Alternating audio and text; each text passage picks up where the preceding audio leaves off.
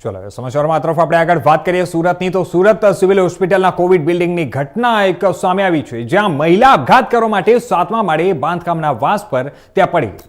Surat civil હોસ્પિટલમાં Covid બિલ્ડિંગમાં બાળકને જન્મ આપ્યા બાદ પેટીમાં રખાયું ત્યારે 30 વર્ષીય માતા આપઘાત કરવા માટે બાંધકામના વાંસ પર પહોંચી હતી.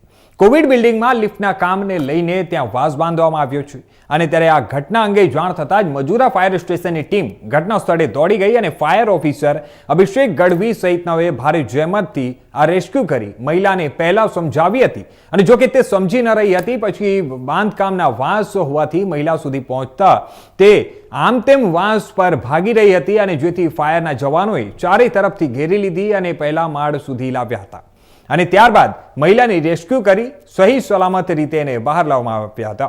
આ મહિલાને રેસ્ક્યુ બાદ સિવિલ હોસ્પિટલના સિક્યુરિટીને સોંપી દીધી હતી. મહિલાને તેના પરિવારને સોંપી દીધી હતી. મહિલાનું રેસ્ક્યુ કરી લેવામાં આવતા પરિવાર સહિત તમામ લોકોએ રાહતનો શ્વાસ લીધો હતો.